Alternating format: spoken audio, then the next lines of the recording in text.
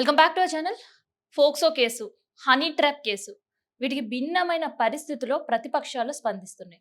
అయితే ఈ POCSO case పైన బండి సంజయ్ ఆఫీస్ నుంచి ఒక ప్రకటన అండ్ ఇన్విటేషన్‌లో బండి సంజయ్ పేరు లేకుండా మోడీ సభకి ఆయనని బాయ్‌కాట్ చేశారనే వార్తలు వైరల్ అవుతున్నాయి. ఇంతకీ బండి సంజయ్ కొడుకు సాయి భగీరథ్ కేసులో ఏం జరుగుతుంది? అండ్ ఎందుకు మోడీ సభకు బండి సంజయ్ సంబంధించిన ఇన్విటేషన్ లేదు. ఇట్లాంటి విషయాలను కూడా ఈ వీడియోలో మాట్లాడుకుందాం. సో, బండి సంజయ్ భగీరథ్ ఆల్రెడీ ఈ ఎపిసోడ్ మనకి ఈ నెల 8వ తారీఖు రాత్రిన కరీంనగర్ కేంద్రంగా ప్రారంభమైంది. సో, అక్కడ బండి సంజయ్ కొడుకు సాయి భగీరథ్ ఏం పెట్టాడంటే హనీ ట్రాప్ సంబంధించిన కేసు బాధితురాలి పైన పెట్టిర్రు. సో, ఆమె బాధితురాలా లేదంటే బ్లాక్‌మెయిల్ రాలా అనేది కోర్టులు, పోలీస్ స్టేషన్‌లో తేలాలి. అయితే 9వ తారీఖు రాత్రిన పేట్ బషీర్బాగ్ పోలీస్ స్టేషన్‌లో సాయి పైన ఒక కేసు నమోదు చేసిర్రు బాధితురాలు. సో, అందులో ఫోక్సో కేసు పెట్టిర్రనేది కూడా ప్రచారం సాగుతుంది. అయితే ఇన్ని అంటే దాదాపు ఒక 2 రోజులు గడుస్తున్నా కూడా చాలా సైలెంట్‌గా ఏం జరుగుతుంది అని చాలా సీరియస్‌గా చూసిన బండి సంజయ్ పార్టీ ఆఫీస్ నుంచి ఒక ప్రకటనొచ్చింది. సో, ఆ ప్రకటన కన్నా ముందు అసలుకి ఈ రోజు ఏం జరుగుతుంది అనేది ఒకసారి చూడండి. చూసిన తర్వాత మనం మాట్లాడదాం.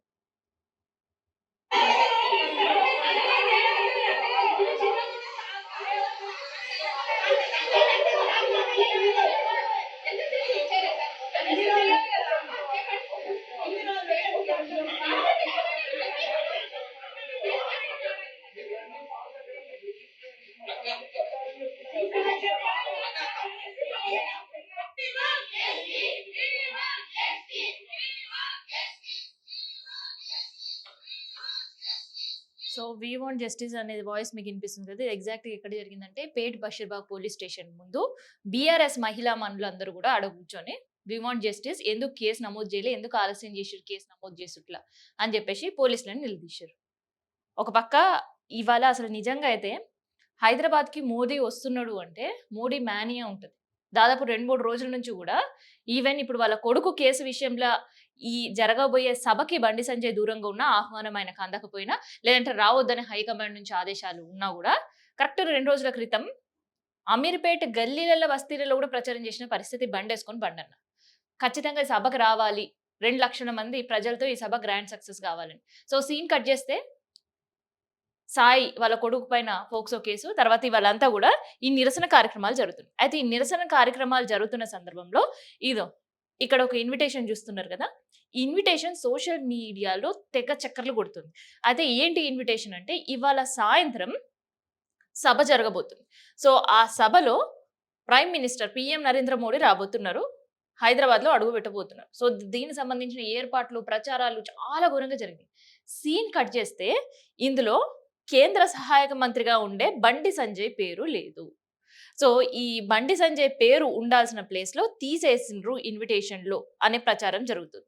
అయితే బండి సంజయ్ పేరు లేకుండా ముఖ్యమంత్రి రేవంత్ రెడ్డి పేరుండడం, అండ్ తర్వాత కోమటిరెడ్డి వెంకటరెడ్డి మంత్రుల పేర్లుండడం, కేంద్ర మంత్రి పేరు లేకపోవడం.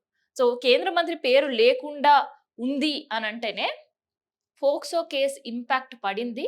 అందుకనే ఈ సభకి కేంద్రం నుంచి కావచ్చు, రాష్ట్ర బీజేపీ నుంచి బండి సంజయ్ రావొద్దు అనే ఒక ఆదేశాలున్నాయి. అందుకనే బండి సంజయ్ రావట్లేదు అనే ప్రచారం విపరీతంగా జరుగుతుంది.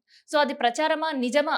అనంటే బండి సంజయ్ పార్టీ ఆఫీస్ నుంచి ఒక ప్రకటన బయటపడ్డది. సో, ఆ ప్రకటనలో ఏం చెప్తున్నారు? ఆ ప్రకటన వచ్చిన తర్వాత ఈ ప్రచారానికి ఇంకొంత బలం చేకూర్చింది. అవును, నిజంగానే బండి సంజయ్ ఈ సభకొస్తలేడు అనేది. సో, ఆ సభకి ఎందుకు రావట్లేదు, తర్వాత ఈ బాధిత మహిళల నుంచి ఎలాంటి స్టేట్‌మెంట్స్ వచ్చినాయి ఆ విషయం గూడా నేను జెప్తా.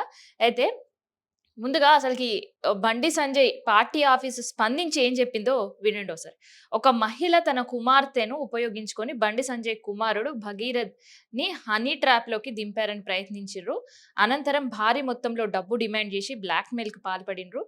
వేధింపులు ఎక్కువ కావడంతో భగీరథ్ కరీంనగర్ పోలీస్ స్టేషన్ వెళ్ళాడు. అక్కడ 2-3 కోట్ల వరకు డబ్బులు వసూలు చేయడాన్ని వసూళ్లు కోసం వాళ్ళు ఒత్తిడి పెంచిండ్రని ఫిర్యాదులో పేర్కొన్నారు. సో, ఆ మహిళ తన కుమార్తె వయసు తప్పుగా చూపిస్తుంది, ఫోక్సో కేసు పెడతానని బెదిరించింది, మీడియా ద్వారా భయాందోళన సృష్టించే ప్రయత్నం చేసింది, డబ్బు ఇవ్వకపోతే ఇవ్వకపోవడంతో ఈ అంశాన్ని వివాదంగా మార్చింది.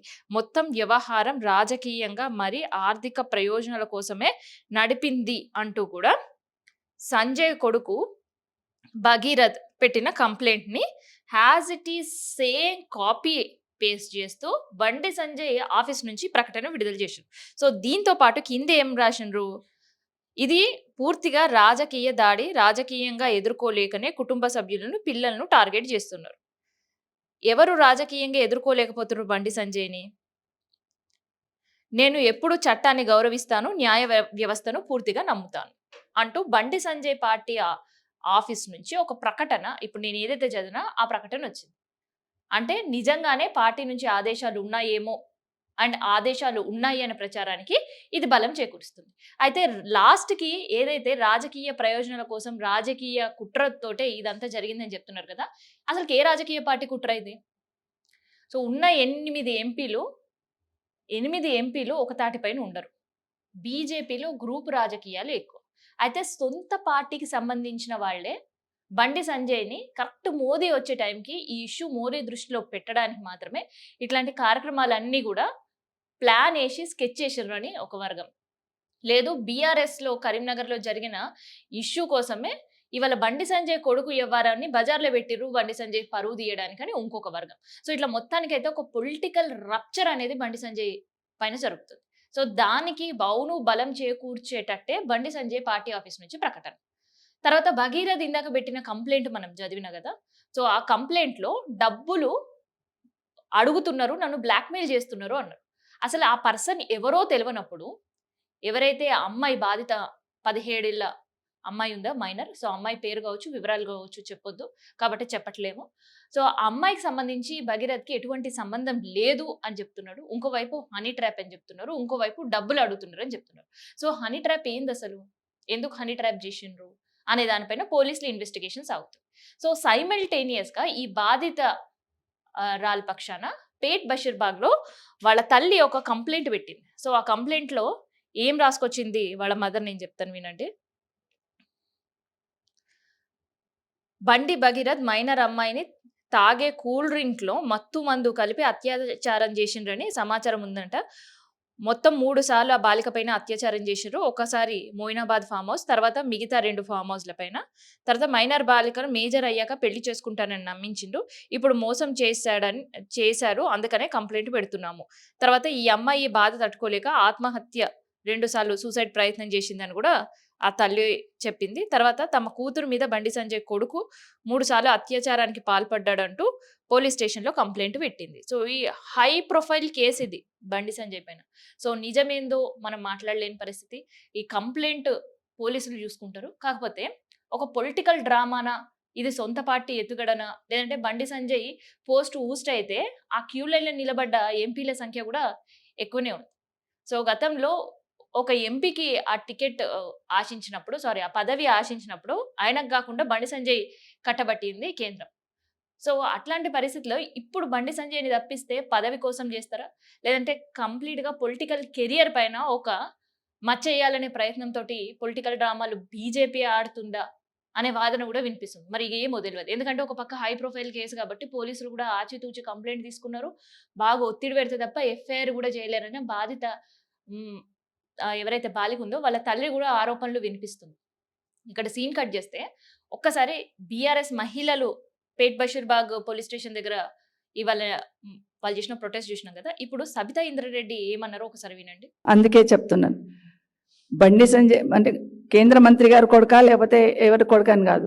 తప్పు చేసినప్పుడు తప్పకుండా సామాన్యుడికి ఏ చట్టం ఉంటుందో ఆయన కూడా అదే చట్టం ఉండాలి. ఎవరైతే కంప్లైంట్ ఇచ్చిండ్రో కంప్లైంట్ రిసీవ్ చేసుకోవాలి. ఖచ్చితంగా ఫోక్సో కేసు పెట్టాల్సిందే. ఎందుకంటే ఆ అమ్మాయి 17 years అని విన్నాను నేను కూడా ఇప్పుడు రిపోర్ట్ తీసుకుంటే. కాబట్టి పెట్టాల్సిందే, కేసు రిజిస్టర్ చేయాల్సిందే, చట్టపరంగా చర్య తీసుకోవాల్సింది. సో, సబితా ఇంద్రారెడ్డి కూడా తనేమంటుందంటే ఈ కేసులో బాధితులకు న్యాయం జరగాలంటే ఫస్ట్ బండి సంజయ్ పదవి నుంచి తొలగించాలి. ఆ తర్వాతనే దీనిపైన విచారణ జరపాలి అనే డిమాండ్ కూడా వినిపిస్తుంది. సో, ఇవాళంతా కూడా మోడీ సంబంధించిన సభ పైన, తర్వాత తమిళనాడుకు సంబంధించిన ఇష్యూస్ పైనే మాత్రమే ఉన్నాయి కానీ, ఇక రేపటి నుంచి మాత్రం బీఆర్ఎస్ దీనిపైన సిట్ విచారణ చేపిస్తారా? ఇంకొక విచారణ చేపిస్తారా? అనే ప్రభుత్వాన్ని కూడా నిలదీసే పనిలో పడ్డది.